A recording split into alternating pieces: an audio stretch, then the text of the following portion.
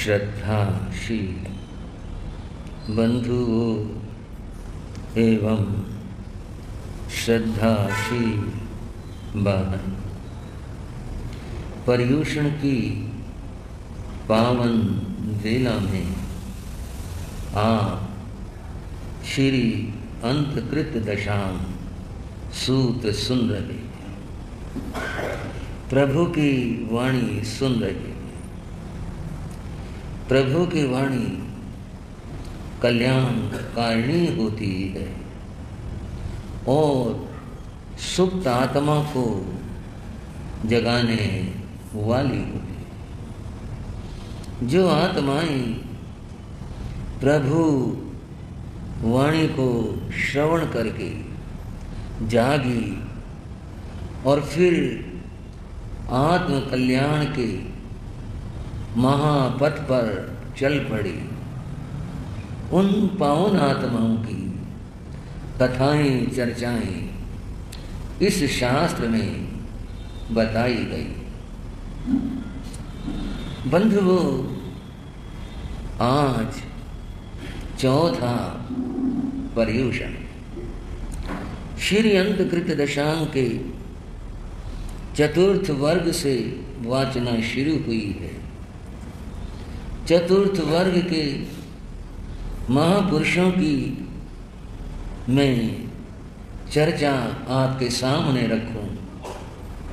थोड़ी सी बात कल यानी तीसरे पर्युषण और वर्ग की शेष रहती। कल आप सुन रहे थे महामुनि गस्सकमाल की चर्चा। ये एक ऐसे महापुरुष हैं, ऐसी आत्मा है जिन्होंने सबसे कम समय में अर्थात एक ही दिन में मोक्ष प्राप्त कर लिया। ये तो बड़ा सुखद लगता है, एक दिन में मोक्ष पा लिया, परंतु जो घटना घटित हुई वो बड़ी हृदय विदारक है। सुनकर पढ़कर रोम रोम खड़ा हो जाता। अरे ऐसी भयंकर वेदना उन्हें झेलनी पड़ी। क्या ये मोक्ष जाने के लिए ऐसी वेदनाएं कष्ट पाने होते हैं? बंधुओं, ये मोक्ष जाने के लिए नहीं, यह है कर्म की कथा। किसकी कथा? कर्म की कथा। कर्म बंधन है और जब तक ये बंधन नहीं खुल जाते, नहीं टूट जाते, तब तक जीव स्वतंत्र नहीं होता और वह मोक्ष प्राप्त नहीं कर सकता। गस्सकमाल मुनि की आत्मा के साथ ऐसा ही बंधन बंधा हुआ था। वो बंधन क्या था? ये जो कर्म है ये हमारे केवल इस जन्म के ही नहीं, यहां भी कर रहे हैं, पीछे भी किए हैं और उनको भोग भी रहे हैं। ये कर्मों का खाता जन्म जन्मांतरों तक चलता रहता है। कोई कष्ट आ जाए जीवन में तो क्या कहते हैं? हमने तो ऐसा कुछ किया नहीं जीवन में, हमने किसी का बुरा नहीं किया, हमारे को ये दिन को देखने पड़े। हम केवल वर्तमान को देखते हैं, आज को देखते हैं। आत्मा तो बंधुओं कोई आज की बात नहीं, यह तो अनादि और अनंत है, पहले थी। न जाने किस जन्म में कब कहां और क्या कर्म बांधा और उसका उदय समझ लेना जरा, अगले जन्म में ही हो जाएगा ऐसा आवश्यक नहीं। ये तो जन्म जन्मांतरों तक चलता रहता, जब तक उसका भोग न हो लेगा छुटकारा नहीं। गस्सकमाल के जीव ने कुछ ऐसा ही किया। पूर्व जन्म में किया था। वो कर्म, वो लेना देना इनका बाकी था। जब तक उस कर्म की निर्जना न हो लेती मोक्ष नहीं हो सकता था। क्या था वो कर्म? बंधुओं, इस जन्म से 99 लाख जन्म पहले, कितना भाई है सोच सकते?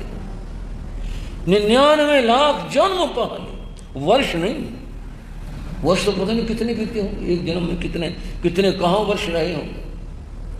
इतने जन्म पहले इन्होंने ये कर्म किया था। ये कर्म पड़े रहते हैं, बहुत बहुत पुराने पड़े रहते हैं।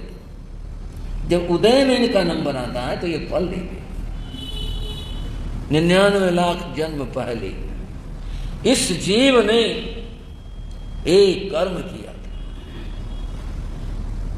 आत्मा, शरीर बदलती रहती है, इसकी गति बदलती रहती है कर्मानुसार। कभी मनुष्य तो कभी तिर्यंच, कभी नरक तो देवलोक है, कभी मनुष्य तो कभी स्त्री भी है।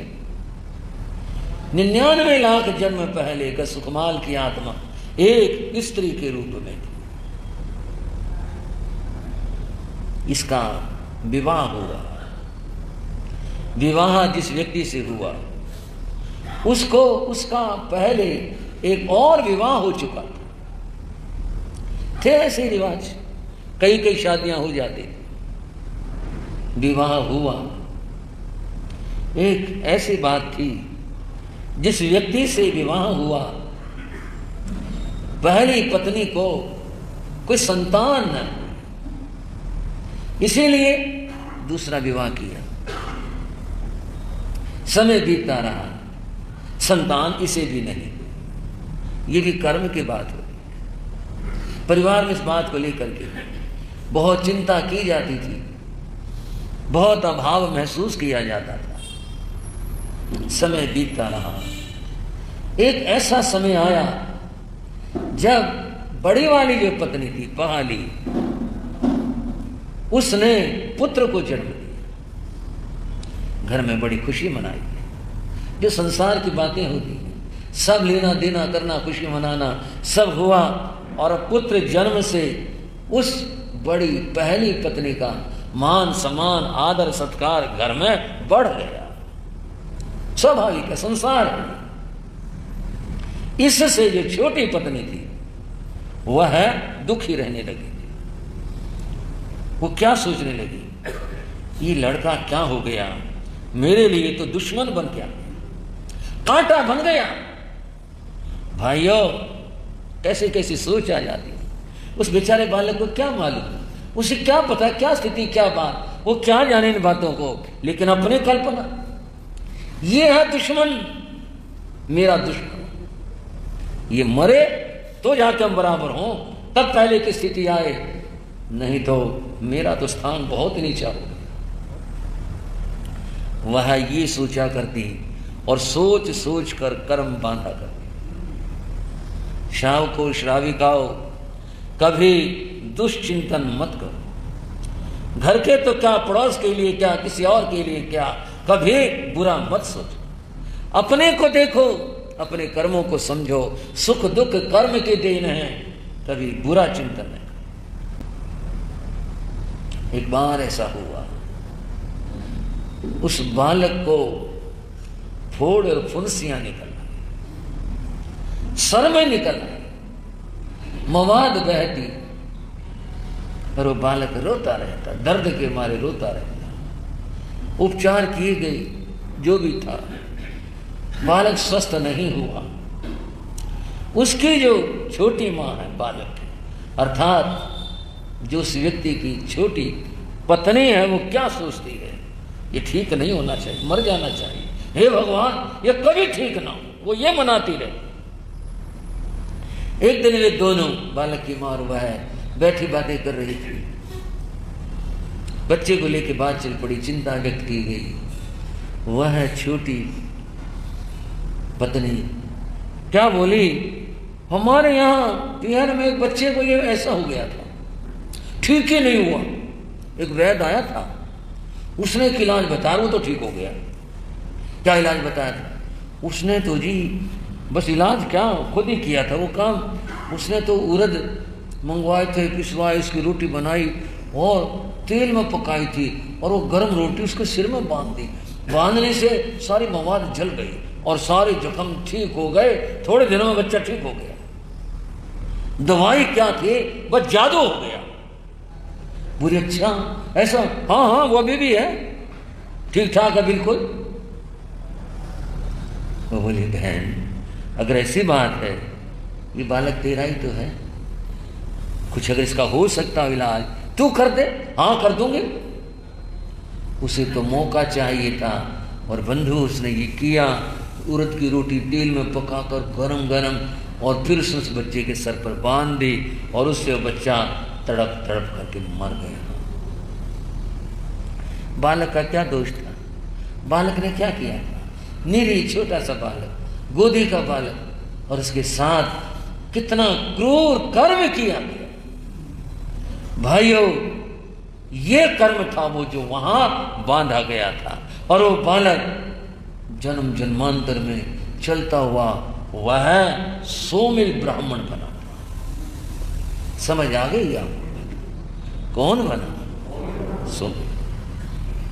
वह स्त्री, इसका तो मैं पहले जिक्र कर चुका हूं, वह आत्मा वह सुकमाल का जीव है।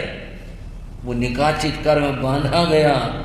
जब तक उसकी निर्जरा न हो ले, वो न खत्म हो ले, न टूट ले, मोक्ष कैसे जाए? और तो कर्मों की निर्जरा ध्यान में हो गई थी, पर ये बाकी था। और यहाँ इस जन्म में उस आत्मा ने सुमिल बन करके इस तरह से उस सपने किए हुए अपने साथ हुए उस कर्म का बदला यूं लिया। इसलिए कहा मिटते नहीं मिटाए रेखा कर्मों के, मिटते नहीं मिटाए कर्मों के, मिटते नहीं मिटाए रेखा। राम लखन दो राज दुलारे, राम छोड़ के गादी वन में सिधारे, छोड़ के संग जनक की जाए रेखा कर्मों की, संग जनक की मिटते नहीं मिटाए रेखा कर्मों की, मिटते नहीं मिटाए रेखा कर्मों की। पानी पर किसी ने रेखा खींची, साथ साथ मिट गई। रेत पर रेखा खींची, हवा आई, आंधी चली, मिट गई। पत्थर पर जिसने खोद कर रेखा बना दी, वो कैसे मिटे? कर्मों की रेखा पत्थर है। बंधुओं वो कर्म भोगना पड़ा। हम एक पक्ष को सोचते हैं, हम मुनि के प्रति विनय भक्ति करते हैं, पर जब सिद्धांत की बात है, मुनि के प्रति हमारे मन में अनंत श्रद्धा है, पर ये कर्म की कथा थी, इसके भोगे बिना छुटकारा नहीं। गस्सकमाल मुनि ने समता से, शांति से उस कर्म को भोगा। अगर विषमता आ जाती, क्रोध आ जाता, तो केवल हम कह सकते हैं तो ज्ञानी के ज्ञान के विषय हैं। अगर क्रोध आता, मोक्ष नहीं हो सकती। संभाव से भोग लिया कर्म, वो कर्म नष्ट हो गया, आत्मा कर्म बंधन से मुक्त हो गई, और फिर उन्होंने मोक्ष को प्राप्त किया। चंपा नगरी के बाहर उद्यान में विराजमान सुधर्म स्वामी, सामने मुनि परिषद बैठी हुई थी। जम्बू स्वामी प्रश्न पूछते जाते हैं। उन्होंने कहा, भंते आपने 8 महापुरुषों का वर्णन किया, ये तीसरा ही चल रहा है अभी, जो कि कल पूर्ण नहीं कर पाए थे। तो 9वें महापुरुष आपने 13 बताए, उनके बारे में और कृपा करो। तब उन्होंने कहा, 9वें महापुरुष का नाम सुमुख कुमार था। क्या नाम लिया? उनका नाम सुमुख कुमार था। 10वें का नाम दुर्मुख कुमार था, 11वें का नाम कूपक था। ये तीनों भ्राता थे। इनकी माता का नाम धारिणी था, पिता का नाम बलदेव था। ये जैन कथाएं हैं। बलदेव कहते आप समझ गए होंगे वही वाले हैं। कौन से वाले? श्री कृष्ण के भ्राता वही। ये तीनों इनके पुत्र थे। ये राज परिवार है, कृष्ण महाराज का परिवार है। कितना पुण्यवान परिवार है। कैसी निर्मल आत्मा यहां पर अवतरित हुई है कि जो थोड़ा अवसर आया और उसके साथ ही जागृत हो गई और फिर संयम के पथ पर चल पड़ी। तीनों ने भगवान की वाणी सुनी, वैराग्य हुआ, घर परिवार से अनुमति लेकर इन तीनों ने दीक्षा ले ली। अनेक वर्षों तक साधना की, 14 पुरों का अध्ययन किया, 20 वर्ष तक दीक्षा पर्याय इनकी रही और अंत में अनेक प्रकार की तपस्याएं करते हुए देह कृष्ण हो गई प्रभु की आज्ञा लेकर के। ये सब भी प्रभु की आज्ञा प्राप्त करके शत्रुंजय पर्वत पर जाकर संलेखना संथारा ग्रहण करते हैं और आत्मा में रमण करते हुए अंतिम समय में इन्होंने भी अपने समस्त कर्मों की निर्जना करके केवल ज्ञान, केवल दर्शन प्राप्त किया। नश्वर देह को छोड़कर ये आत्माएं सिद्ध, बुद्ध और मुक्त हुई। इन सब को हम नमन करते। 12वें महापुरुष का नाम दारुक है और 13वें महापुरुष का नाम अनादृष्टि है। ये दोनों भी द्वारिका के रहने वाले थे। इनके पिता का नाम वसुदेव था, वही वसुदेव श्री कृष्ण के पिता। माता अलग हैं, इनकी माता का नाम धारिणी है। दोनों भाई हैं। इन्होंने भी इसी तरह प्रभु वाणी सुनकर वैराग्य हुआ, घर परिवार से अनुमति लेकर संयम लिया। अनेक वर्षों तक संयम का पालन करते हुए कर्मों की निर्जना करके ये भी केवल ज्ञान, केवल दर्शन प्राप्त कर सिद्ध, बुद्ध और मुक्त। तीसरे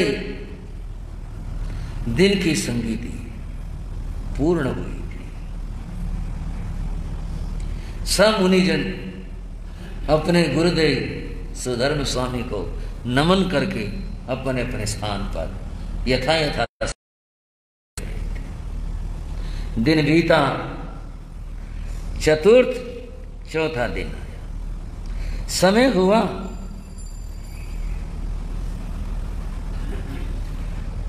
तो सभी मुनिजन जम्बू स्वामी के नेतृत्व में गुरु के चरणों में आते हैं, वंदन नमन किया, भक्ति की, बैठ जाते हैं। और जम्बू स्वामी ने तब अपने गुरुदेव से कहा, गुरुदेव आपने अंतकृत दशांग सूत्र के, आप ये समझना कि बार बार रिपीट कर रहे हैं, ये क्रम है, क्रम के साथ सुना रहा हूं, एक बात को सुनाने का प्रयत्न कर रहा हूं। आपने 3 अध्यायों का, वर्गों का वर्णन किया, हमने सुना, हम धन्य हुए। अब कृपा करके चौथा दिन है, चौथे वर्ग के महापुरुषों को सुनाने की कृपा करें। भगवान महावीर ने क्या फरमाया और क्या कहा? सुधर्म स्वामी बोले, उन मुनियों को कहा, भगवान महावीर ने चौथे अध्याय में 10 महापुरुषों का वर्णन किया। कितने भाइयों? उन 10 महापुरुषों के पावन और पवित्र नाम थे जाली, मयाली, उबियाली, पुरुषसेन, वारिसेन, प्रद्युमन, शाम्बे, अनिरुद्ध, सत्यनेमी और दृढ़नेमी। इसमें से कुछ नाम तो आपको पहले पढ़े और सुने हुए लगे होंगे। जैसे कि प्रद्युमन का नाम बहुत लोग जानते हैं, उसकी कथाएं जानते हैं, शाम्ब का भी जानते हैं, कुछ नाम आपको नए भी लगे होंगे। आओ सबसे परिचय करते हैं, सबके बारे के अंदर जानते हैं। बंधुओं, पहले 5 जाली, मयाली, उबियाली, पुरुषसेन, वारिसेन, ये जो 5 महापुरुष हैं, इनके पिता वसुदेव हैं और माता धारिणी। जो छठे महापुरुष हैं, जिनका नाम प्रद्युमन है, उनके पिता कृष्ण हैं और माता रुक्मणी। जो शाम्ब हैं उनके पिता कृष्ण हैं और माता का नाम जाम्बवती। जो अनिरुद्ध हैं उनके पिता प्रद्युम्न हैं, यानी श्री कृष्ण के पौत्र हुए ये।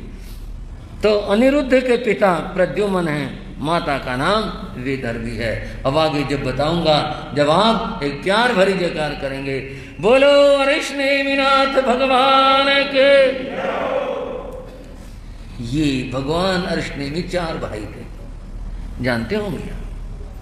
सबसे बड़े अरिष्णेमि और बंधुओ फिर रथनेमि। रथनेमि की कथा भी आपने सुनी। तीसरे भाई हैं सत्यनेमि और चौथे हैं दृढ़नेमि। इसलिए मैंने कहा ये भगवान का परिवार आया है और 22वें तीर्थंकर प्रभु की बात आई है। जो तीसरे भाई हैं उनका नाम सत्यनेमि और जो चौथे इनके भाई थे उनका नाम दृढ़नेमि। ये सब मिलाकर 10 महापुरुष हैं।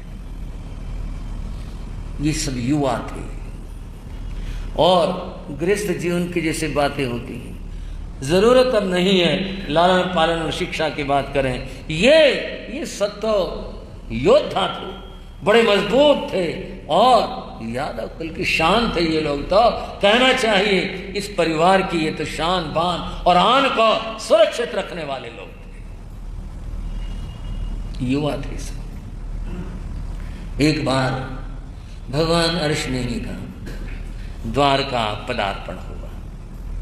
सहस्राम उद्यान में भगवान विराजे, प्रभु के आगमन की सूचना हुई। सब इस बार पहले भी गए होंगे पर बात इस बार की कर रहे हैं। ये 10 महापुरुष, तब तो ये गृहस्थ में थे, ये 10 के 10 भगवान की वाणी सुनने, उनका दर्शन करने के लिए। सारे आपस में एक परिवार के ही तो हैं, बस ऐसा ही चाचा ताऊ कुछ इस तरह के रिश्ते नाते हैं सबके। सारे के सारे गए, मिलजुल करके गए। बात युवाओं के हो रही है। बंधुओं, अनेक प्रसंग आपने सुने, सेठों के, राजाओं के, सुन लो युवाओं का प्रसंग। भगवान के समोसरण में गए, दर्शन किए, जाकर बैठ गए। भगवान ने उस दिन जो भाव कहा था वो ये था, जरा जावन पीड़ई वाही जावन बढ़ई। प्रभु ने कहा जब तक बुढ़ापा नहीं आ जाता। मैं थोड़ा अपने युवा श्रावकों को, भाइयों को संबोधित करना चाहूंगा। और मैं क्या, भगवान कह रहे हैं, उनकी वाणी श्रवण कर लीजिए। भगवान ने कहा जब तक बुढ़ापा नहीं आ जाता, जरा जावन पीड़ई वाही जावन बढ़ई। जब तक शरीर में कोई बीमारी नहीं आ जाती। बीमारी के सामने जवान और बूढ़ा क्या करेगा। बंधुओं, कहते हैं प्रभु वाही जावन बढ़ई जा विंदिया नहायंती। जब तक शरीर की इंद्रियों का बल नष्ट नहीं होता, शरीर में जब तक बल बना रहता है, ये सब कुछ रहता है, ताव धम्मं समायरे, उस समय तक जो धर्माराधना तुम करना चाहते हो वो कर लो, जीवन का उद्धार कर लो, फिर कुछ हाथ आएगा नहीं। एक वृद्धा माता लकुटी लाठी लिए हुए, शाम का समय था, कमर झुकी हुई थी उसकी और वह अपने घर को जा रही थी। धीरे धीरे चल रही थी, एक बार लाठी उठाती रखती और यूं जा रही थी। गली में बच्चे खेल रहे थे, ओ बुढ़िया आ गई, अरे बुढ़िया आ गई। ऐसा ही होता है बच्चों का। खेल रही थे, थोड़ा सा रास्ता दे दिया। ये तो बहुत बड़ी बात कर दी उन्होंने, रास्ता दे दिया, नहीं तो और भी मुश्किल हो जाती। वो धीरे धीरे चल रही थी, कमर झुकी थी तो सर नीचे की ओर था। एक बच्चा बोला, अध पश्यति किम वृद्धे। बुढ़िया नीचे क्या देख रही है। अध पश्यति किम वृद्धि पतितम तव किम भूमि। तेरा क्या गिर गया। जो ऐसे नीचे झुक झुक के ढूंढते हैं, कुछ चीज गिर जाए तो झुक के ही तो देखते हैं। क्यों भाई हो, क्या बात बोले नहीं, बड़ा मुश्किल काम है। नीचे देख देख के चल रही थी तो कहते हैं वो, तेरा क्या गिर गया, ला हमें बता, हम ढूंढवा दें क्या गिर गया। पतितम तब किम भवे, रे बाल न जान आती गतम तारुण्य मौक्तिकम। अरे बच्चे, तो नहीं जानता मेरा जवानी रूप मोती यहाँ इन गलियों में गिर पड़ा। उसे ढूंढ रही। बहुत तीखी बात है। इन गलियों में ये जवानी रूप मोती कब किसका कहाँ गिर जाता है कुछ पता चलता है? देखते ही देखते आदमी बूढ़ा हो जाता है, ये नहीं पता चलता ये बुढ़ापा आया कौन से दिन है, कब आया, कब पकड़ लिया, क्या हो गया, बस दिखाई कि बूढ़े। महाप्रभु ने कहा जा इंद्रिया न हयंती ताव धम्मं समायरे, तब तक धर्माचरण कर लो जब तक ये देह बूढ़ी नहीं होती, ये इंद्रियां थकती नहीं है, शरीर का बल जाता नहीं है, जब तक बीमारी नहीं आती तब तक कर लो जो करना चाहते। उन युवाओं ने सुना सबने, पर सुनना तो उसका सार्थक होता है जिसके हृदय को छू जाए, और ऊपर से उतर गया वो सुनना होता ही नहीं है। सुनना तो वह है जिसको दिल को छू जाए। ये सुन रहे थे, अरे सत्य है ये बात जो प्रभु कह रहे हैं। हमें क्या करना चाहिए जीवन को सार्थक बनाने के लिए? इन्होंने देखो ऋषि ने त्याग किया और कितनों ने त्याग किया, सब कैसे संयम के पथ पर चले गए, और हम अभी संसार में फंसे पड़े हैं। हमें भी निकलना चाहिए। बंधुओं, वैदिक धर्म परंपरा की अपनी मान्यताएं और अपनी व्यवस्थाएं, आप कहोगे आप बीच में कैसे क्या लाए? मैं आपको तुलना करके कुछ बात बताना चाहता हूं। वैदिक धर्म परंपरा में आश्रम व्यवस्था है, वो व्यवस्था ये है जो मनु ने मानी, इन सभी ने मानी। व्यवस्था है कि जीवन के पहले 25 वर्ष तक विद्या अध्ययन करो, फिर 25 साल गृहस्थ जीवन के, और उसके बाद में 25 साल जो वानप्रस्थ के, अगले 25 साल जो है संन्यास के।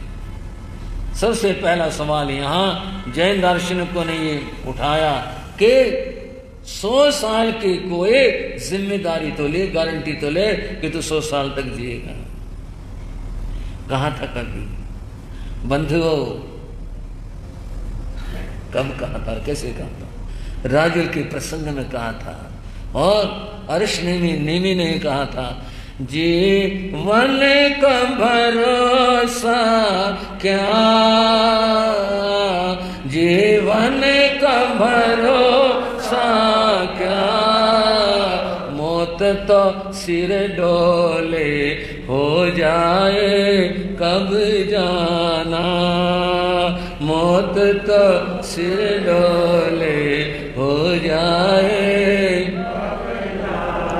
प्रभु ने भी बता जाना, प्रभु ने भी बता जाना, काहे तुम रूठ चले कोई दोष जता जाना, काहे तुम रूठ चले कोई दोष जता। तब कहा था नेमी ने कि जीवन का भरोसा नहीं है, मौत सबके पीछे लगी हुई है, कोई भरोसा नहीं। दसों ने प्रभुवाणी सुनी, और आश्रम व्यवस्था, ये व्यवस्था लागू नहीं हो सकती। अगर पहले भोगों में डूबी उम्र में चले गए फिर कल्याण होगा कैसे? महावीर कहते हैं जिस समय तुम्हें बोध प्राप्त हो जाए उसी समय तुम आत्म कल्याण के महापथ के ऊपर चल पड़ो, कल की प्रतीक्षा मत करो। दसों ने परस्पर एक दूसरे को कहा, हाँ भाई ठीक है, अब संसार में नहीं रहना। 10 के 10 आए, अपने घरों में प्रभु की आज्ञा लेकर आए हैं, और सबने अपने अपने माता पिता से कहा कि हम तो संसार छोड़ रहे हैं, संयम ले रहे हैं, आत्म कल्याण के पथ पर जा रहे हैं। बंधुओं, वैराग्य व्यक्ति को होता है, घर वालों को नहीं होता। घर वाले तो वही सब करते हैं, ना ना जाना नहीं, छोड़ के नहीं जाना, ये सब वही सब करते हैं। बंधुओं, इन्होंने अनुमति प्राप्त की और 10 के 10 प्रभु के चरणों में आ गए, दीक्षा ग्रहण कर। कुछ लोग कहते हैं भगोड़ापन है, ऐसे ही बताओ अपने कर्तव्यों को छोड़कर आ गए, आके साधु बन गए, भगोड़ापन है। यूं नहीं है, कुछ करना है तो जवानी में ही किया जा सकता है। मैं आपसे कुछ सवाल कर रहा हूं। बंधुओं, भगत सिंह कौन थे? जवान थे कि बूढ़े थे कि बच्चे थे? बंधुओं, इसी तरह से विवेकानंद, अभिमन्यु, न्यूटन और आइंस्टीन, ये सारे युवा थे। इन्होंने कुछ किया जीवन के अंदर? युवा अवस्था ही कुछ करने की बात है। और यूं भी कहते हैं लोहा गर्म है, चाहे कुछ बना लो उसका, और अगर ठंडा हो लिया फिर कुछ नहीं बनने का। यही उम्र है कुछ करने की। सबने संयम लेकर महान तपत्याग की, आराधना की, खूब तपस्याएं की और ज्ञान प्राप्त किया। इस तरह संयम के महापथ के ऊपर चलते हुए ये सब जीवन के अंतिम उस सिरे पर पहुंचते हैं। प्रभु की आज्ञा लेकर सब नहीं संलेखना संथारा धारण किया है शत्रुंजय पर्वत के ऊपर जा करके। इन सभी ने ही बंधुओं जीवन के अंतिम श्वास में केवल ज्ञान, केवल दर्शन प्राप्त किया और ये सब सिद्ध बुद्ध और मुक्त हो गए। इन सभी पावन आत्माओं को, मोक्ष में गई आत्माओं को हम वंदन और नमन करते हैं। चौथे दिन का पाठ पूरा हुआ, लेकिन पांचवें दिन का पाठ बंधु शुरू कर रहे हैं और आप उसको अपने कल्पना में वही लाएंगे कि पांचवा दिन जब शुरू हुआ था उस समय मुनियों की ये संगीति फिर से बैठी थी और फिर से ये मुनिजन प्रभु के चरणों में बैठकर सुधर्म स्वामी के गुरु के प्रार्थना करते हैं और फिर जम्बू स्वामी ने वही प्रार्थना की। गुरुदेव पांचवें वर्ग में भगवान महावीर ने क्या फरमाया? फरमाने वाले महावीर हैं, सुनाने वाले सुधर्म हैं, सुनने वाले जम्बो और सब मुनि हैं। वर्णन और वृत्तांत चल रहा है 22वें तीर्थंकर का। किसका भाई हो? 22वें तीर्थंकर, जिनका नाम भगवान अरिष्टनेमि है। बंधुओं, अरिष्टनेमि नाथ बड़ा विचित्र नाम है। हम लिखते हैं अरिष्टनेमि और पाठ माता रिठनेमि और बोलते हैं नेमिनाथ। ठीक है ना भाई? ये सब क्या है? अरिष्टनेमि का अर्थ होता है कष्टों को दूर करने वाला। क्या अर्थ बताएं? थोड़ी रुचि लो मेरे साथ चलो, मैं आपको कुछ कहने जा रहा हूं। कष्टों को दूर करने वाला। वैदिक धर्म में जब मंगलाचरण किया जाता है और शांति पाठ किया जाता है, उसमें बोला करते हैं ओम स्वस्ति न इंद्रो वृद्धाश्रवाः स्वस्ति न अरिष्टनेमि। वहां उनके मंगलाचरण में अरिष्टनेमि का नाम आता है। अरिष्टनेमि हमारे लिए शांति करे, जो कष्ट और बाधाओं को दूर करता है उसे अरिष्टनेमि कहते हैं। अरिष्टनेमि ही रिठनेमि है, ये प्राकृत रूप है और हिंदी में आकर के वो नेमि रह गया, पूर्व का और भी लोप हो गया। नेमिनाथ बड़े अद्भुत महापुरुष हैं। जैन धर्म में तो ये 22वें तीर्थंकर है ही। मैंने कहा वैदिक परंपरा में भी इनका यथास्थान नाम आता है। कुछ तीर्थंकर ऐसे हुए हैं जो विश्वव्यापी हुए। आपको क्या मतलब समझ लें, जिनका नाम विश्व भर में फैला।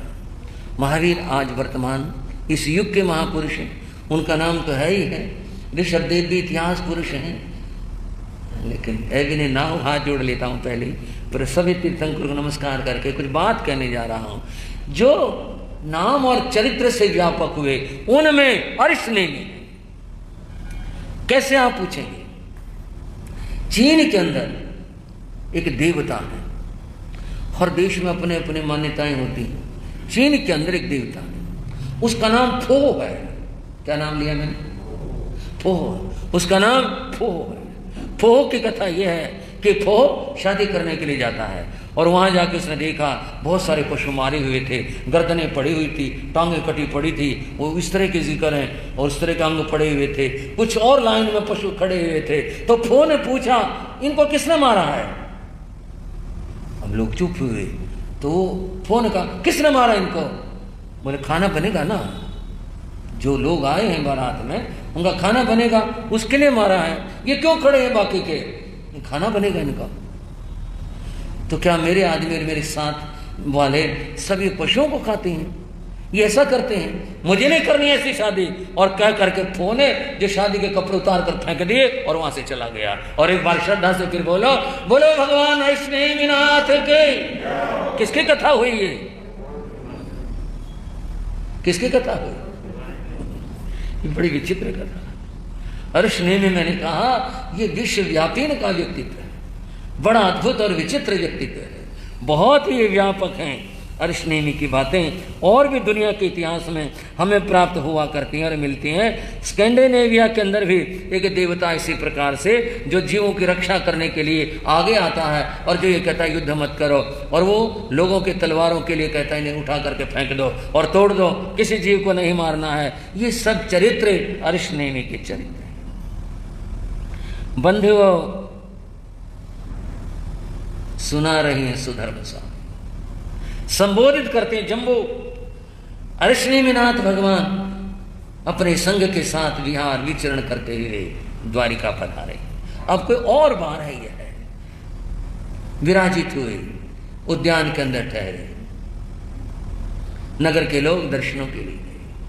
उन जाने वालों में वासुदेव श्री कृष्ण महाराज भी थे, वे भी गए और जाकर भगवान को नमन करके बैठ गए।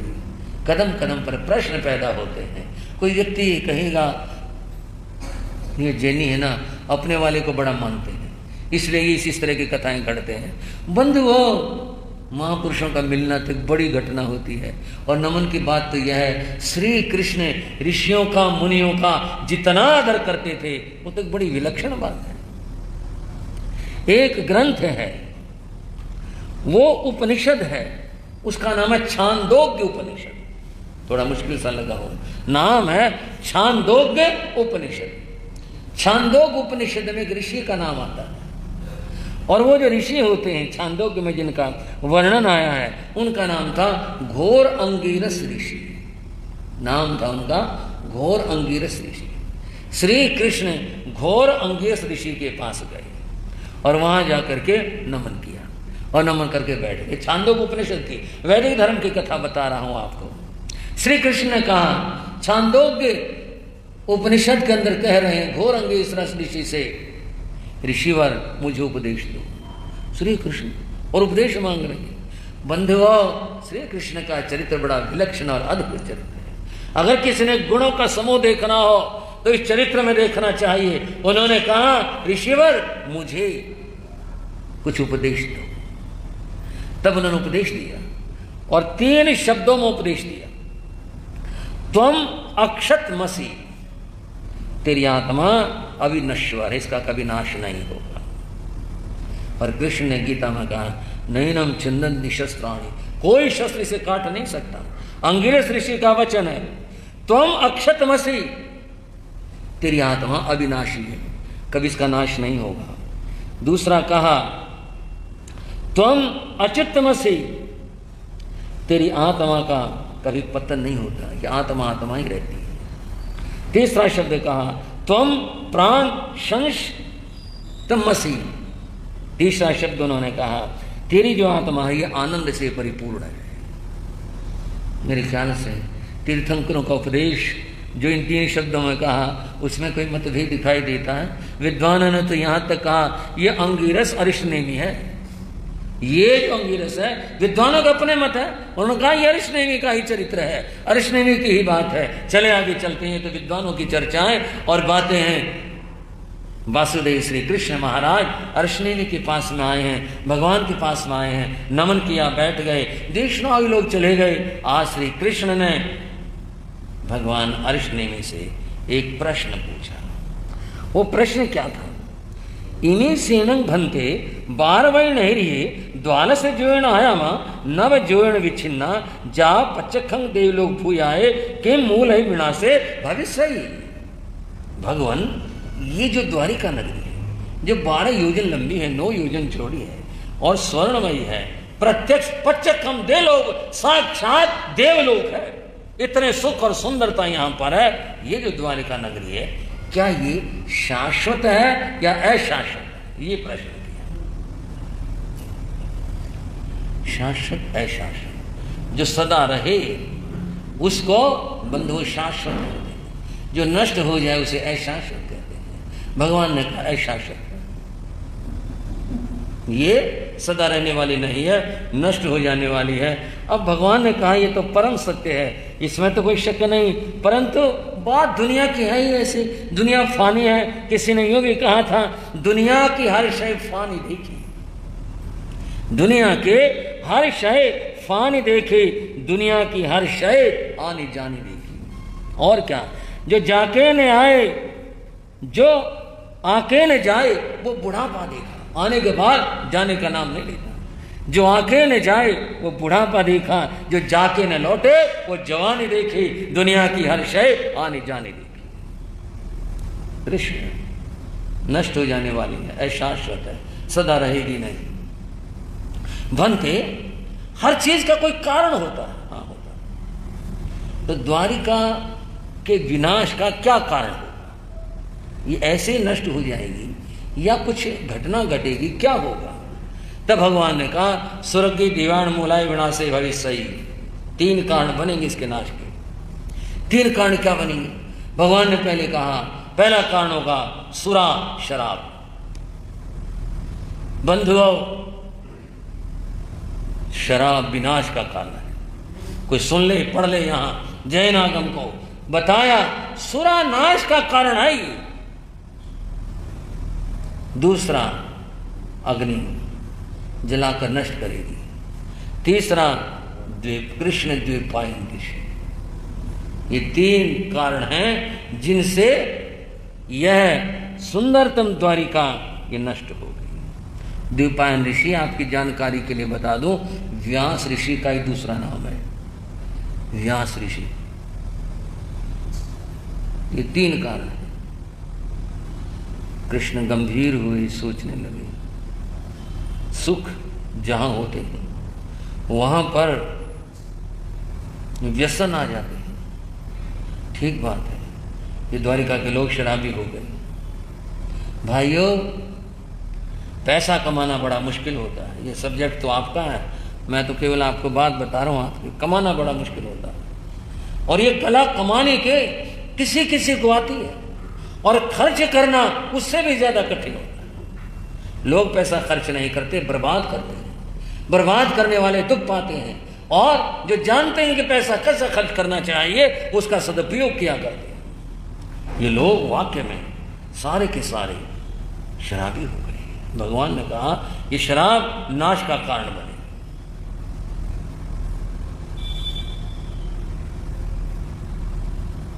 धन्य हो जाले मयाली ओयाली, पुरिसैन वारिशैन प्रद्युमन शाम्बे। धन्य उन सबको सत्य नेमी दृढ़ नेमी, धन्य हो। उन्होंने सारे सुख, राज सुख ठुकरा दिए, ठोकर मारी, संयम लेकर और आत्म कल्याण के पथ के ऊपर चले गए। धन्य हो उन्हें। इन्हीं के तो सब भाई भतीजे बेटे पोते हैं, सारे के सारे उनको कह रहे हैं। कौन? श्री कृष्ण है। धन्य हो उन्हें, संयम के पथ पर चले गए। काश मैं भी सब छोड़ करके मैं भी संयम ले लेता, लेकिन क्या करूं, राज में उलझा हूं, जिम्मेदारियां इतनी हैं, इतना बड़ा राज 3 खंड का, किस तरह से मेरी जिम्मेदारियां लगी हुई हैं। मैं भी कितना अच्छा हो, सोचता हूं चलो छोड़ो, आज सोच लेता हूं इस सब को छोड़ करके मैं भी संयम ग्रहण करूं। मन में वासुदेव सोच रहे थे, नो खलु करना एवं भूयं वा भवं वा भविष्य एवा जंगणं वा वासुदेवा चैत्ता हिरण्यं जाग पवे संति। कृष्ण बंदे, ये नहीं हो सकता। क्या जो तुम सोच रही हो? क्या सोच रही थी कृष्ण? हाँ जी, मैं भी दीक्षा ले, ये सोच रहे थे। नो खलो करना, ये नहीं हो सकता। क्यों भगवान? औरों ने, सबने संयम लिया, मैं क्यों नहीं? नहीं नहीं, ये तुम्हारा पूर्व जन्म का संकल्प है, निदान है। निदान के कारण से तुम्हें ये राज्य संचालन करना पड़ेगा। ये सब कुछ तुम्हारे दायित्व है, तुम्हें करने पड़ेंगे। तुम नहीं छोड़ सकते हो, कोई भी कारण बनेगा तुम ऐसा नहीं कर सकते, क्योंकि तुम्हारी जिम्मेदारी है, संकल्प है, अपना संकल्प तुम्हें पूरा करना है। अतएव ये नहीं हो सकता। लेकिन मैं तुम्हें बताता हूं, तुम्हें सोच करने की आवश्यकता नहीं। कैसे भगवान? जो आगे आने वाला जन्म होगा उसमें तुम अमम नाम के तीर्थंकर बनोगे और 12वें तीर्थंकर बनोगे। तुम्हारा नाम क्या होगा? क्या नाम होगा? अमम। बोलो, डर कर क्यों बोल रहे हो?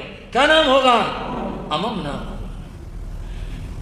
पुंड्र देश होगा, शतद्वार नाम का नगर होगा, वहाँ के तुम अधिपति बनोगे और तुम्हारा नाम अमम होगा, और तब तुम त्याग करके संयम ग्रहण करके मेरे समान तीर्थंकर बन करके तुम लोक का उद्धार करोगे और अपना भी उद्धार करोगे। बहुत खुशी हुई इस बात को सुन करके, बहुत प्रसन्नता हुई। और फुटे उन्होंने नाच किया कि आने वाली 24 के अंदर मैं तीर्थंकर बनूंगा और फिर से इस लोक का उद्धार करूंगा। आज मैं राज्य का पालन कर रहा हूं, आने वाले समय के अंदर मैं तीर्थंकर बनूंगा। प्रसन्नता हुई, अत्यंत प्रसन्नता हुई। एक बार और पूछ लीजिए, भगवान मेरा अंतिम समय कैसे होगा? आप बता रहे हो कि द्वारिका नष्ट हो जाएगी। मैंने हाँ, नष्ट हो जाएगी। और फिर मेरा क्या होगा? तुम द्वारिका से पांडु मथुरा की ओर जा रहे होगे और एक वन से गुजरते हुए तुम और बलदेव 2 साथ में होंगे और वहाँ नग्रोध वृक्ष के बड़ के पेड़ के नीचे तुम आराम कर रहे होगे और उसमें जरा कुमार नाम का एक युवक वह तुम पाँव पर घुटने पर पाँव रखे होगे, तुम्हारे पाँव का चमकता हुआ पदम वो हिरण समझ करके आँख समझ करके बाण मारेगा और तुम शरीर को छोड़ दोगे। ये जरा कुमार का वर्णन वैदिक परंपरा का इसी तरह से है कि वो बाण मारेगा और वहाँ इन्हें बुआ का बेटा बताया गया। इस तरह से संबंध भी था। ये बात जरा कुमार को पता चली थी, वो भी राजकुमार था, उसने घर छोड़ दिया था, जंगलों में चला गया था कि भाई मेरे हाथ से कृष्ण की अभिनय हो जाए, इसलिए जंगलों में रहता था। और ये विधि पहले से सारे जाल बुन देती है। होना क्या, प्रभु का नमन कर कृष्ण वापिस आ गए, आकर अपने सिंहासन पर विराजमान हुए। उन्होंने सेवक को याद किया, सेवक उन्होंने आदेश दिया, सेवक से कहा जाओ द्वारिका में जाकर के घोषणा कर दो, हर गली हर चौराहे हर तिराहे हर बाजार हर जगह जाकर के घोषणा कर दो। कोई ऐसा न रहे जो यूं कहे हमें नहीं पता चला, भाई हम भी सुन लेते, हम भी ऐसा कर लेते। घोषणा करो और ये कहो द्वारिका नष्ट होने वाली है। जो कोई अपना कोई प्रबंध कर सकता हो कर ले। अब कौन क्या प्रबंध करे? कृष्ण की छाया से आगे और क्या प्रबंध होगा? और कोई जगह है ही नहीं। उन्होंने कहा कर ले अपना प्रबंध। और सुनो, कोई अपना कल्याण करना चाहता हो वो अपना कल्याण भी कर ले। साधु बनकर साधना करके कल्याण करना चाहता हो, किसी के रास्ते में कोई रुकावट हो, किसी के छोटे बच्चे हों, कोई ये कहे भाई हम भी कर लेते, हमारे तो बच्चे छोटे हैं, कैसे जाए हम छोड़ते। क्या बात कही थी। उन्होंने कहा था वो इस बात की चिंता न करे, मैं इसके बच्चों का पिता बनूंगा और पिता बनकर पालना करूंगा। वो बिल्कुल सोचना करे बच्चों की। किसी के माँ बाप बूढ़े हो और वो दीक्षा लेना चाहता हो, जैन धर्म में त्याग का महत्व बंद हो, तो कहा वो दीक्षा ले ले, कृष्ण उसके माँ बाप का बेटा बनकर के सेवा करे। किसी के सिर कोई कर्जा हो वो मुझे बताए, आज ही घोषणा कर रहा हूं कर्जा मुक्त है, जिसको कुछ लेना हो मेरे पास आए और अपने पैसे ले जाए। किसी का कोई और कोई काम अटका हुआ हो मुझे बताए, पर कोई ये ना कहे हम भी कर लेते भाई, हमारी तो ये दिक्कत आ गई थी, ये बाधा थी।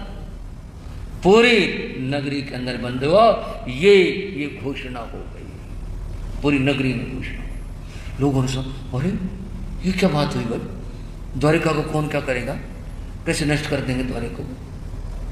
पता नहीं भाई, महाराज की घोषणा है, कोई छोटी घोषणा तो है नहीं, राज की घोषणा है। क्या होगा भाई? यूँ करे साधु बनना बन जाओ। किसके मन में था वो आए, जी मैंने बनना, मेरे बच्चे छोटे, मैं उनका पिता बनता हूँ, जाओ कोई दिक्कत नहीं, मेरे माँ बाप बूढ़े थे, मैं सेवा करूँगा ना, जाओ। बहुत लोग इस तरह से इस घोषणा के बाद में संयम ले लेते। वह घोषणा करने वाला राजमहल के सामने आकर भी अपना डंका बजाता है और अपना डंका बजा करके वह भी घोषणा करता है। और घोषणा करते ये जो उपयुक्त बात थे वो सारी की सारी कहतार बताता है कि श्री कृष्ण महाराज का ये आदेश है, उनकी आज्ञा है, जो कोई आत्मकल्याण करना चाहे तो वह आत्मकल्याण कर ले। महलों में रानियों ने सुना, क्या हुआ पद्मावती, क्या हुआ रुक्मणी, क्या बात हुई, सुनी तूने? हाँ मैंने सुनी, बात क्या हुई? ये बात हुई है, महाराज ने घोषणा करवाई है, राज की घोषणा है, और ये भी कह रहे हैं किसी ने साधु साध्वी बनना तो बन जाओ, दुनिया में तो मैं भी नहीं रहना चाहती। पद्मावती बोली, क्या बात? नहीं मुझे भी अच्छा नहीं लगता, मैं भी चाहती हूँ कि आत्मकल्याण कर लूँ। पद्मावती बोली तो गोरी, गंधारी, लक्ष्मण, सुसीमा, जाम्बवती, सारी के सारी, रुक्मणी सारी बोली इकट्ठी हो गई। ये 8 कृष्ण महाराज की प्रमुख पट्ट रानियां थी और 2 पुत्र वधुएं थी। उन सबके नाम ध्यानपूर्वक सुन लें। पद्मावती, गौरी, गांधारी, लक्ष्मणा, सुसीमा, जाम्बवती, सत्यभामा, रुक्मणी, ये 8 तो कृष्ण महाराज के पटरानियां हैं। मूल श्री, मूल दत्ता, ये शाम्ब कुमार की पत्नियां हैं, पुत्र वधुएं हैं। ये 10 परस्पर में आपस में इस तरह से वार्ता करती है। मौका है, अवसर है, वैसे आज्ञा नहीं मिलती हमारे को। अब तो इन्होंने खुद घोषणा करवा दी, अब तो बात बनेगी, तो फिर चलो 10 की 10 एकत्र होकर के कृष्ण महाराज के पास में गए। कृष्ण महाराज सिंहासन पर बैठे हुए थे, रानियां आई और जैसे अभी ने ना हो कहेंगे घिराव कर लेते हैं, आके घेर लिया। क्या बात, क्या मांग है? आज तक तो आई नहीं कभी ऐसे मिल करके। क्या हुआ, क्या बात हुई? रानियां और पुत्र वधुएं खड़ी हुई थी सामने। बोलो क्या बात है? हमने आपकी घोषणा सुनी। हाँ, घोषणा करवाई थी मैंने। क्या बात है? आप ये आज्ञा दुनिया वालों को ही दे रहे हो या महलों में भी दो? ये सबके लिए ही है, ठीक है ना? हमने दीक्षा लेनी है। बड़ा मुश्किल काम है दीक्षा लेना। तुमने कभी देखा तो क्या होता है, कष्ट क्या होता है? कभी बिना पांव में कुछ डाले जूता और तुम चलियो, कभी कांटे क्या होते हैं, कंकड़ क्या होते हैं देखे, कभी सर्दी गर्मी पाए कभी? बड़ा मुश्किल काम है। कहां तुमने ये बात सोच ली? तो आप हमें कायर समझती हो क्या? हम इतने कमजोर हैं? हम छतरानी नहीं है क्या? इतने लोग परिवार के संत बन गए, आपने उनको तो नहीं कहा, हमारे को कह रहे हो कि इतना मुश्किल है, इतना मुश्किल है। पता है कितना मुश्किल है केसों का लुंचन करना? ये तीर्थंकरों का धर्म है, बहुत मुश्किल है ये। हम फिर आपसे निवेदन करते हैं कि आप हम इतना कमजोर काहे समझते हो क्या कि हम संयम नहीं पाल सकते, हम रह नहीं सकते, हम इतने शरीर से मोह रखती हैं? नहीं, ऐसी तो बात नहीं भाई, सोच लेना है बहुत मुश्किल काम। कोई बात नहीं, मुश्किल हो तो क्या बात है, मुश्किल को आसान करेंगे, संयम का पालन करेंगे। जन्म मिला है, महावीर प्रभु कहते हैं मनुष्य का जन्म दुर्लभ है, अर्शनी भी कहते हैं मनुष्य का जन्म दुर्लभ है, तो हमने इसको सार्थक करना है। एक लंबी वार्ता हुई और अंत में कृष्ण को मानना पड़ा कि मैंने घोषणा करवाई है, मैं वापस तो नहीं ले सकता।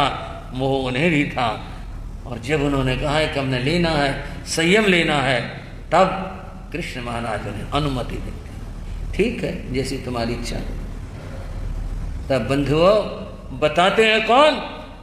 सुधर्म स्वामी जम्बू आदि अणगार बैठे हुए थे, तो उन्होंने कहा इस 5वें वर्ग में इन रानियों का वर्णन और जिक्र है। अब तक मैंने पूरी भूमिका बताई, यहां से इनका चरित्र शुरू होता है। ये 10 की 10 इस तरह जिनका ये अध्याय है, अभी तक जो अध्याय आए वो सब पुरुषों के थे और यहां से बंधुओं नारियों का अध्याय शुरू हुआ है। इन सब ने कहा हमने दीक्षा लेनी है। कृष्ण महाराज इन्हें अनुमति दे देते हैं। ठीक है, तुम्हारा अगर ऐसा निश्चय है तो मैं संयम में बाधक नहीं बनूंगा, जैसी तुम्हारी इच्छा है।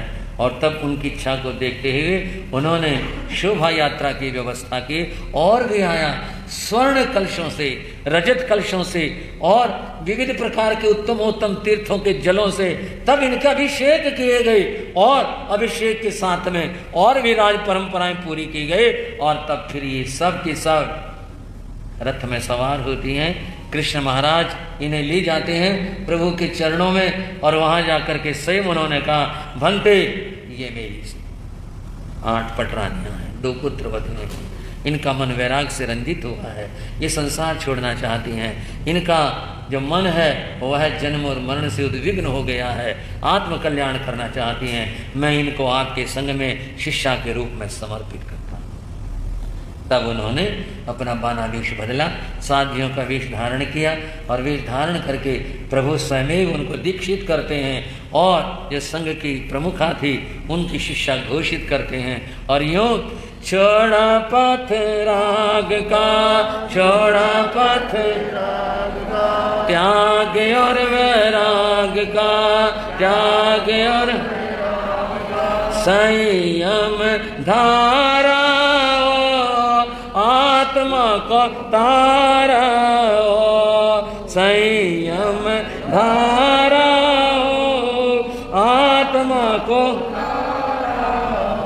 कृष्ण के पट रानिया, कृष्ण के पट महान सन्नारिया, महान सन संयम धारा हो आत्मा को तारा हो, संयम धारा हो आत्मा को।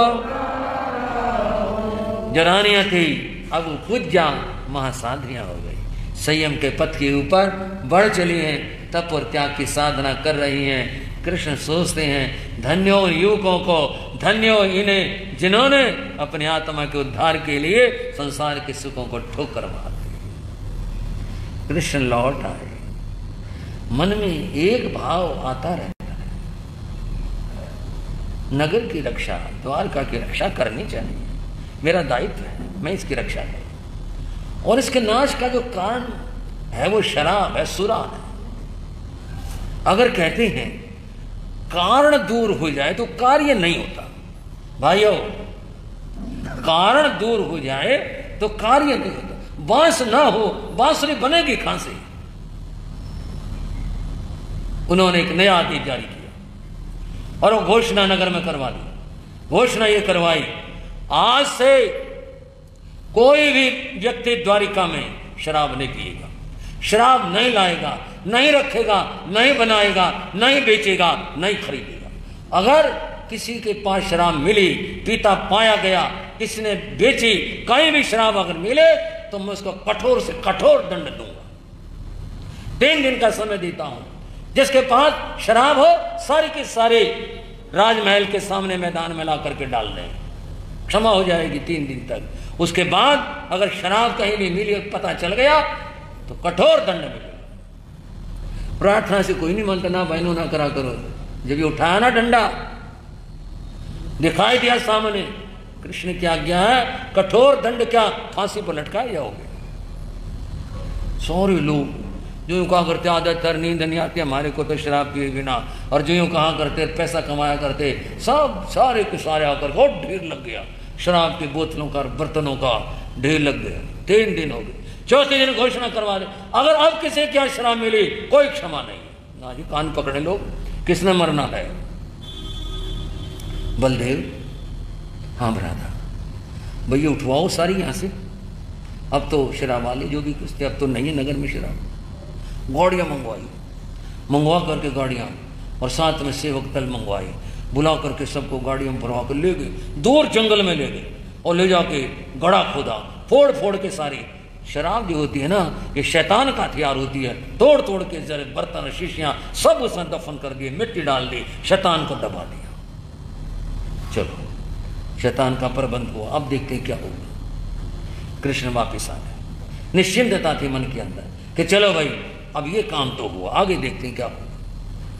बंधुओं, वर्षा ऋतु आई, बारिशें बरसी, खूब खूब से पानी बरसा और पानी बहता हुआ, वो जो दबाई थी जहाँ पर शराब, वो तो गड्ढा भरा गया था, वो ज़मीन पोली थी, कुछ नीची हो गई, पानी भरने के लिए एक अच्छा खासा गड्ढा बन गया। द्वारका के कुछ युवक घूमते फिरते सैर सपाटे में बरसात के मौसम का आनंद लेते वहां पहुंच गए।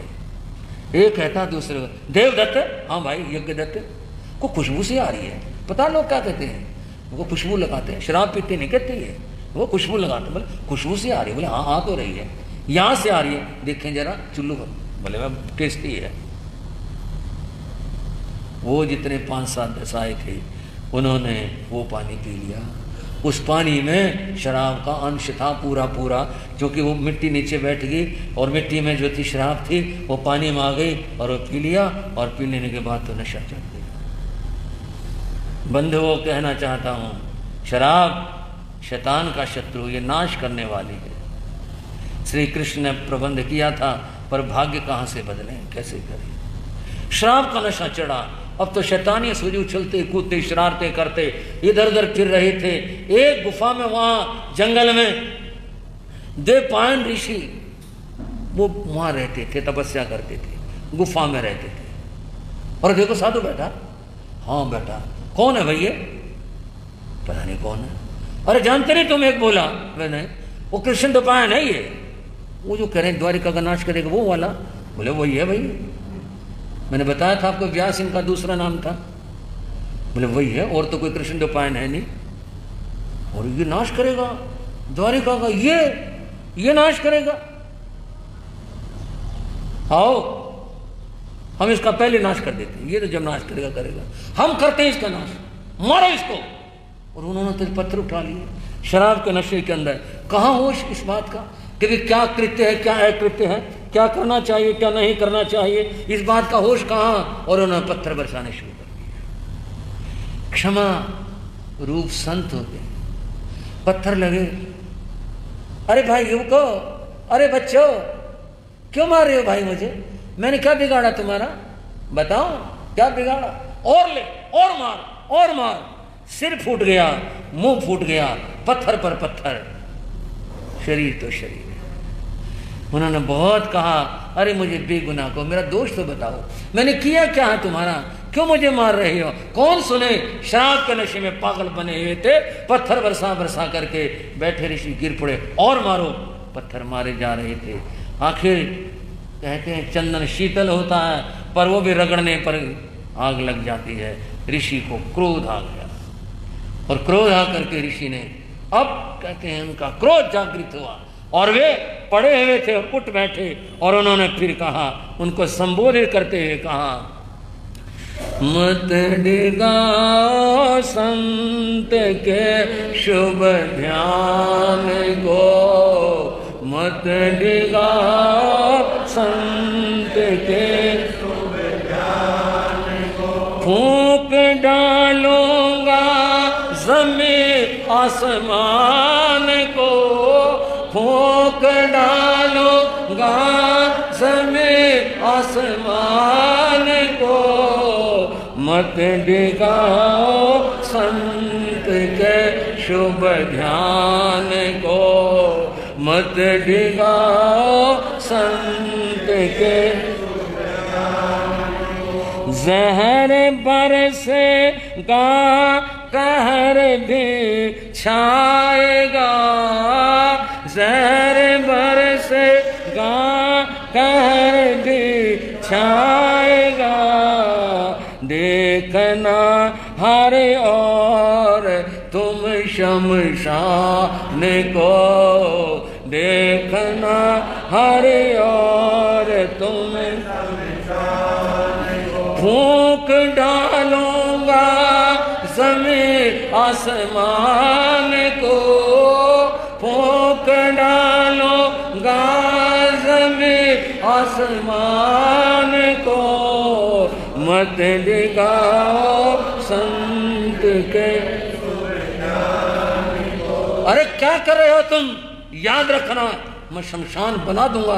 क्या सोचते हो मैं एक अकेला हूं, मेरी वो तपस्या है, देखना इसका क्या परिणाम होगा। बेगुनाह को और संत को तुम मारे जा रहे हो। सुन लो जरा, संत का अपमान है भगवान का, संत का अपमान है,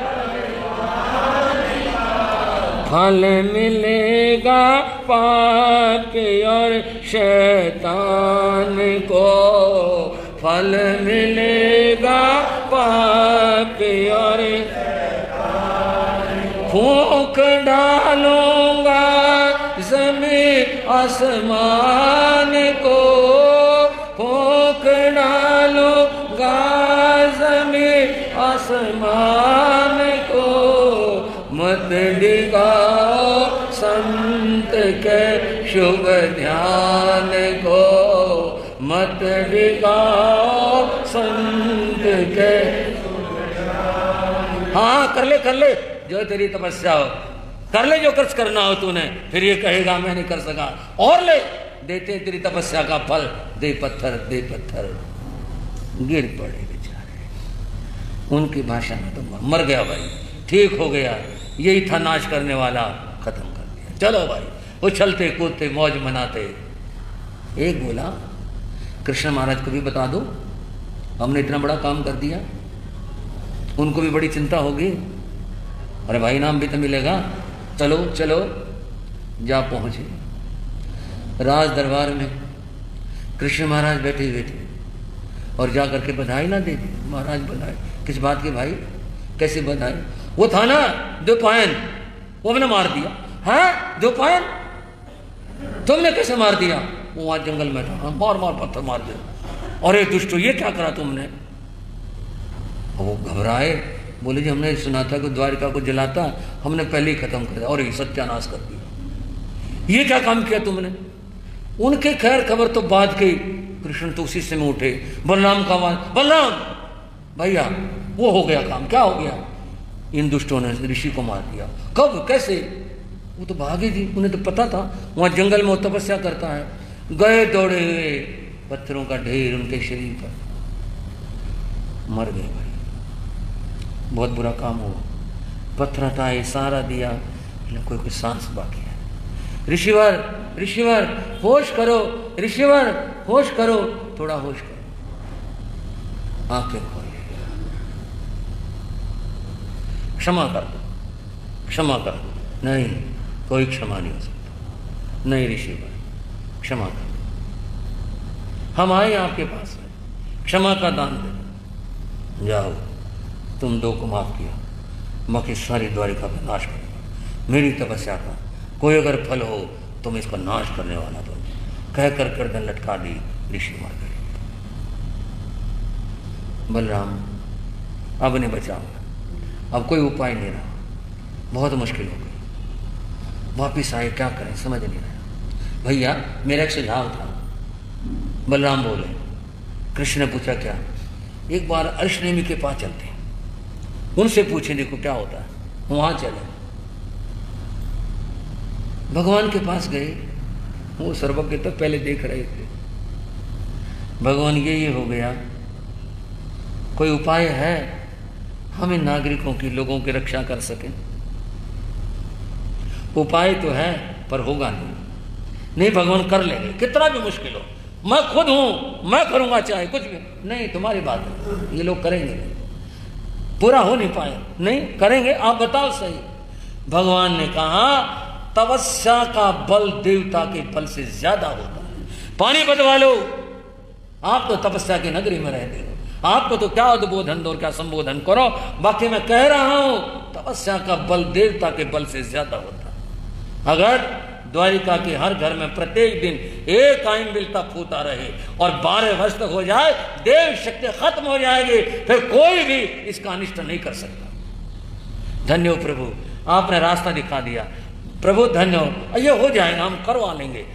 आपने बड़ी कृपा की, नमन कर वापिस आए। एक बार फिर नगाड़ों की आवाज से द्वारिका गूंज उठी और लोगों ने कहा आज नगाड़े कैसे बजे हैं। घोषणा साथ हुई, कृष्ण महाराज की आज्ञा है, कल से हर घर में एक आइन बिल तप होगा। अगर किसी ने आइन बिल तप नहीं किया, कृष्ण महाराज उसको दंड देंगे। पूरी द्वारिका में घोषणा हो गई। अब राजी खुशी तो कोई माने ना माने, अगले दिन से घर घर आएंगे, हाँ जी हम करेंगे, हम करेंगे जी। पता है कि कृष्ण महाराज ने घोषणा करवाई है, हर घर में आइन बिल होने लगा। कृष्ण द्वैपायन ऋषि मर करके अग्नि कुमार देव बने। ये नाम इसी तरह से हैं, जल देवता, अग्निर्देवता, वहाँ इस तरह के पाठ, और यहाँ अग्नि कुमार देव है, वरुण अग्नि आदि आदि नाम आते बंधु। तब उसने जन्म लेने के बाद कहा मैं आया कहाँ से हूँ, देखा मैं ऋषि था और मेरे साथ ये इतना जुल्म संत के साथ, और ये द्वारिका के लोग क्या इतने पापी हैं, क्या इतने कठोर और क्रूर हैं, इन्होंने मुझे मारा था, सबको खत्म कर। अग्नि कुमार देव अपने दिव्य गति से आया, आकाश में अदृश्य रूप से नजर डाली। पहरेदार खड़ा हो, कोई आदमी गैर आदमी घर में नहीं घुस सकता। आइम बिल तप है। आइम बिल तप की अवहेलना कोई देवता नहीं कर सकता, मैं नहीं कर सकता। आज तो सारे घरों में आइम बिल रख लिया, चक्र लगाकर वापिस चला गया। बंधुओं, दूसरे दिन तीसरे दिन चक्र लगाता है, देखता है हर घर में आइम बिल। 6 महीने बीत गए, साल बीत गया, 2 बीत गई, 10 बीत गए, 11 बीत गए। लोगों के अब तो चेहरों पर मुस्कुराहट आने लगी। 12 साल के लिए कहा था भाई, हो जाएंगे 12 साल, देखो 12 साल हुए और फिर तो भाई ठीक है, चलो सारा दुख दर्द दूर हो जाएगा, जो डर है वो मिट जाए। हाँ भाई थोड़े दिन रह रहे हैं, अब तो कुछ नहीं, उल्टी गिनती शुरू होगी, अब तो महीना भर भी नहीं बचा, अब तो कुछ भी नहीं बचा। और बंधुओं, अंतिम जो 2-4 दिन थे, उन दिनों को भ्रम से या यूं सोच के कुछ होना जाना तो है नहीं, यूं ही बात थी और कुछ नहीं थी। सारों ने अमल छोड़ दिया, किसी ने भी आइम बिल तप नहीं किया। आज आया वो देवता, अच्छा ठीक, आज मेरा मौका बना है। देखते ही देखते लाल रंग का बादल आकाश पर छा गया। ये क्या भाई, ऐसा तो बादल ही नहीं देखा। और लपटे से उठ रही है इसमें, तो ये विकुर्वणा थी देवता की, उसने अग्नि का बादल बनाया, भयंकर लपटें उठ रही थी। ये क्या, लोग भयभीत हुए, डरे। कृष्ण महाराज ने भी देखा ये क्या हुआ और पूछा, अमल किया किसी ने? जिससे पूछा नहीं, और घोर गर्जना हुई, द्वारका वालों अपने पाप का फल भोगो, और तुमने जो किया उसका फल भोगो। और देखते ही देखते आकाश से अंगारों की बरसात हो गई, आकाश से पानी बरसता है, ओले बरसते हैं। उस दिन अंगार बरसे और लोग जान बचाने के लिए इधर से उधर भागे, जाए कहां, दरवाजे भी बंद थे, कुछ नहीं, सब कुछ, वो महल, वो घर, वो सारी हवेलियां धू धू करके जल उठी। कृष्ण ने बलदेव से कहा कुछ करो, बचाओ, दरवाजा बंद था। वासुदेव ने एक लात मारी, इतना बड़ा दरवाजा जो हाथी से ने टूटे तोड़ करके गिरा दिया, बाहर निकल गए। समुद्र पास में था, दोनों भाई समुद्र में गए और जाकर के ऐसा तूफान उठाया पानी का, सारी द्वारिका पर पानी पानी कर दिया आग बुझाने के लिए। ये पुरुषार्थ था उनका, लेकिन भाग्य साथ ना दे तो कोई क्या करे, कृष्ण भी क्या करें। पानी भी तेल हो गया और ज्यादा भयंकर आग लग गई। ये तो कुछ नहीं, हमने तो कुछ और सोचा था। देखते देखते वो सोने की सुंदरतम नगरी बंधुओं जल उठी, बहुत पीड़ा हुई।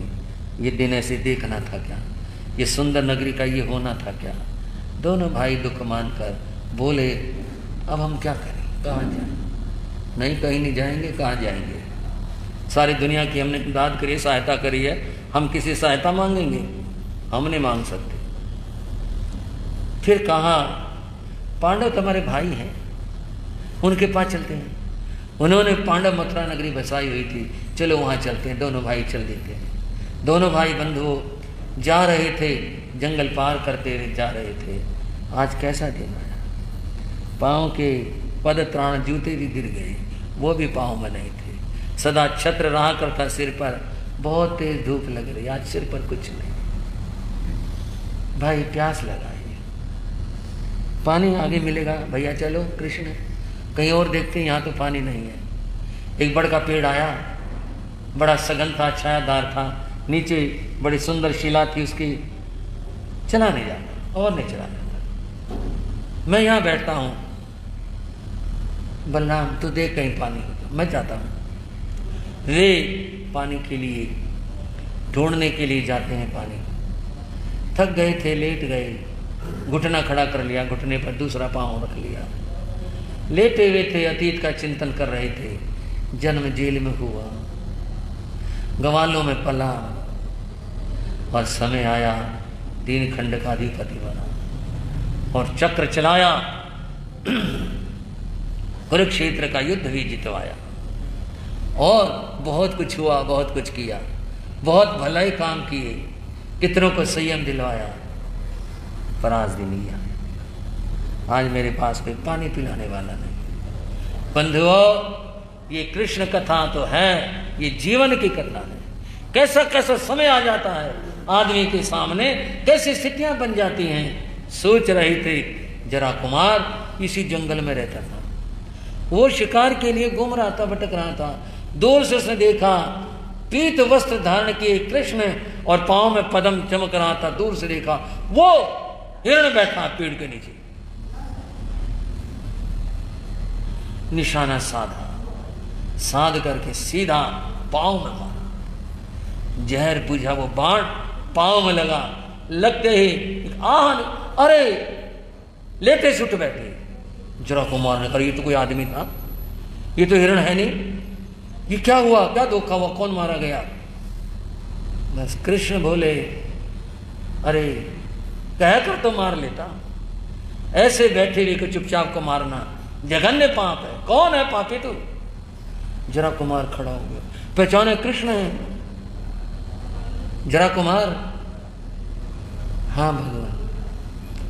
तो निकल जा यहां से, चला जा, अभी चला जा, बलराम आ गया तुझे छोड़ेगा नहीं, मारे बिना। और हमारे सब नष्ट हो चुके हैं खानदान वाले, कोई नहीं बचा है, तू ही बचा हुआ है, चला जा तू यहां से। और वह वहां से दौड़ जाता कहने से। बहुत तीखा बाण था वो, विष का प्रभाव चढ़ा। कृष्ण ने इस देह को छोड़ दिया और अपने लोक को चले गए।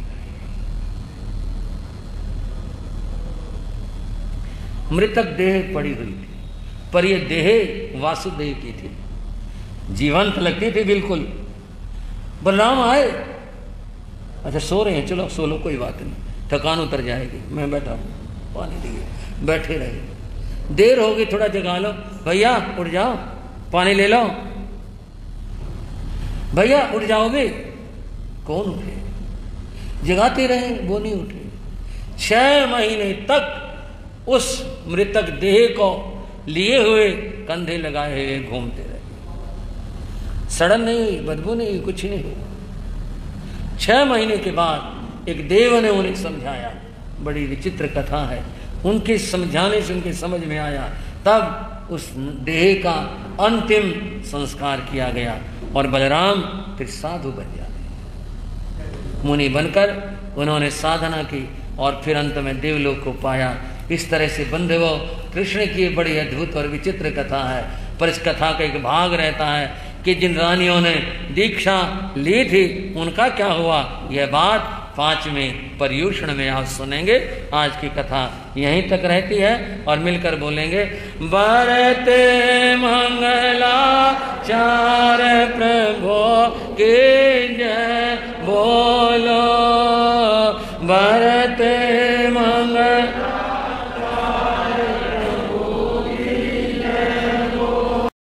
चत्तारि मंगलम, अरिहंता मंगलम, सिद्धा मंगलम, साहू मंगलम, केवली प्रणतो धम्मो मंगलम, चत्तारि रोगोत्तमा, अरिहंता रोगोत्तमा, सिद्धा रोगोत्तमा, साहू रोगोत्तमा, केवली प्रणतो धम्मो रोगोत्तमा, चत्तारि शरणं प्रपद्यामि, अरिहंते शरणं प्रपद्यामि, सिद्धे शरणं प्रपद्यामि, साहु शरणं प्रपद्यामि, केवली प्रणतं धम्मं शरणं प्रपद्यामि। ये 4 शरण दुख और न शरणा कोई होगा, जो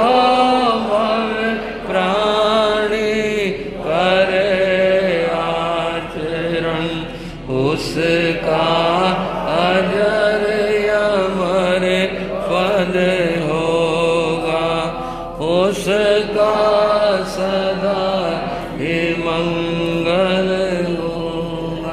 मंगल आशीर्वाद, मंगल आशीर्वाद, मंगल आशीर्वाद।